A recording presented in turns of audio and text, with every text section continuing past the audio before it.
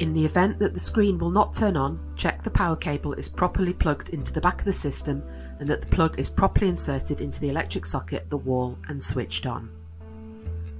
If the screen still will not switch on, then one or more of the fuses located above the power cable socket may have failed and will need replacing.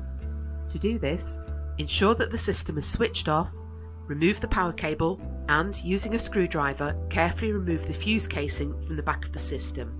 Both fuses should be replaced with new 2.5 amp, 5x20mm, 110/250 volt fuses, and once secure, the fuse case can be inserted back into the system and clicked into place. Spare fuses are supplied with the system or can easily be sourced. Reinsert the power cable and turn on the green on-off switch, which should now light up and the screen should now start.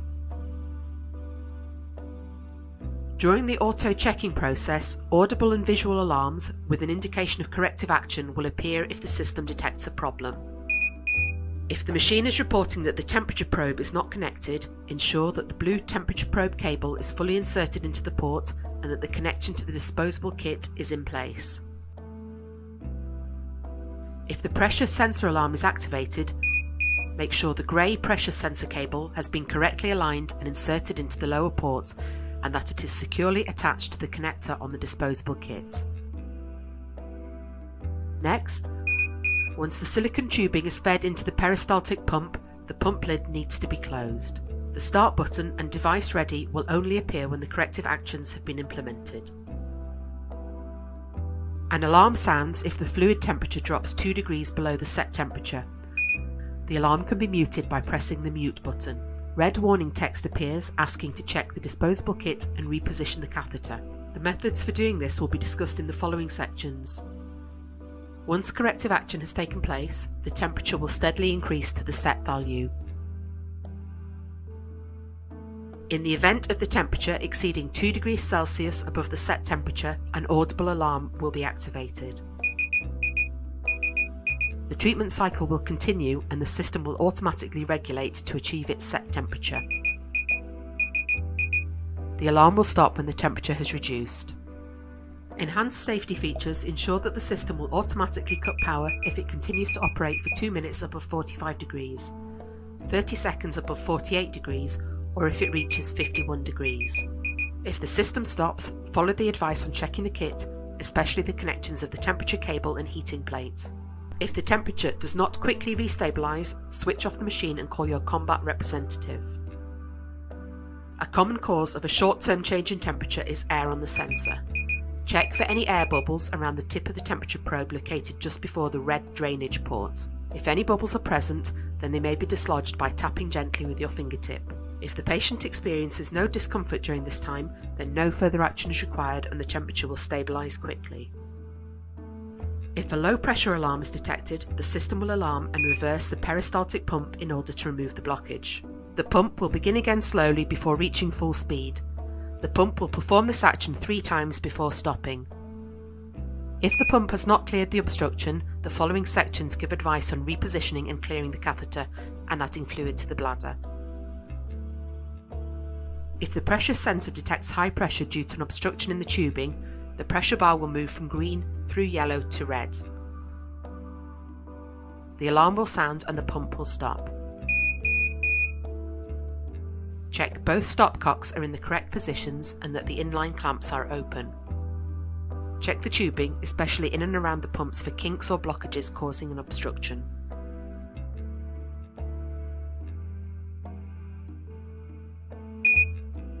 Issues are most commonly caused by having the clamps closed or the stopcocks in the wrong position. Check that the clamps are open. Ensure that the blue stopcock is open to the patient, open to the system and closed to the syringe. The red stopcock should also be open to the patient and the system and closed to the drainage bag. This is the recirculation position. If the recirculation stops, sometimes after a clucking sound has been heard, additional fluid can be added to the system to aid the flow. One problem this can solve is an obstruction in the catheter. To do this, pause the treatment using the touch screen. Fill a Louis lock syringe with 20 ml of fluid and attach to the blue installation port.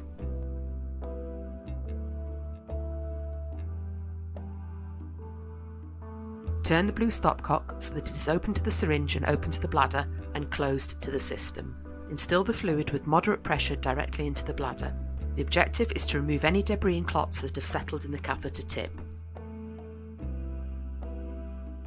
If possible, remove this additional fluid, although a larger circulating volume may also help with better recirculation, as seen in the next section. It must be noted though that this will cause additional dilution of the drug. Return the stopcock to the recirculation position, remove the syringe and replace the cap. The treatment can then be restarted. Occasionally, air may be seen circulating in the tubing when the pump is on. Pause the treatment and check that the stopcocks are in the recirculation position.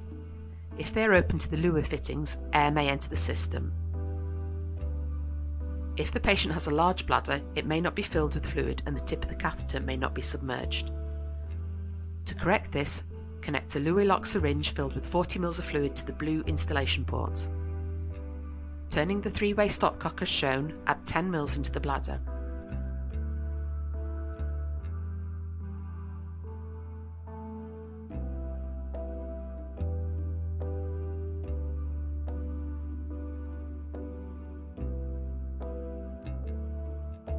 Turn the blue stopcock back to the recirculation position and restart the treatment.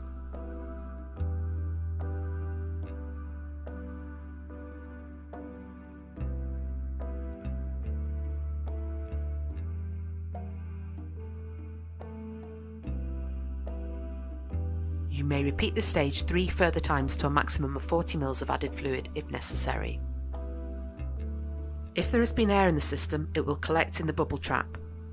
To remove this, attach a luer lock syringe to the blue port by pressing down and twisting at the same time, and gently drain the air until the chamber is full of fluid.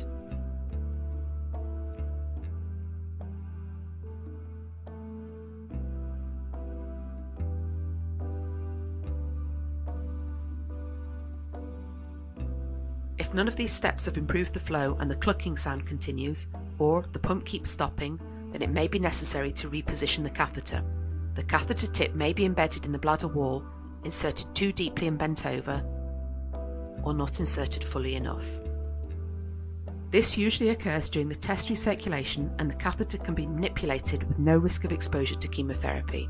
If this occurs once chemotherapy has been administered, follow your centre's advice. Stop the treatment and deflate the balloon.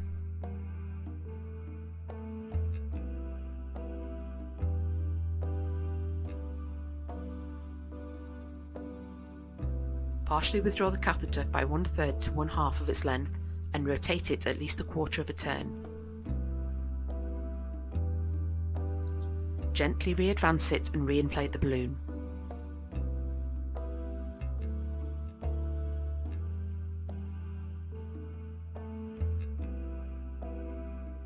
Once completed, restart the treatment by pressing the Resume Treatment button. Should the patient complain of urgency, some fluid can be removed from the system. Pause the treatment and open the red stopcock so that it is open to the system, open to the waste bag and closed to the catheter.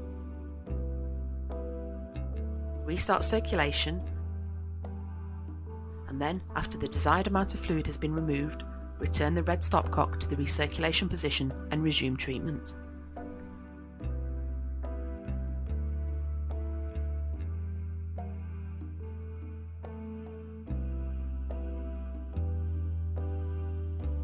This completes the troubleshooting guide.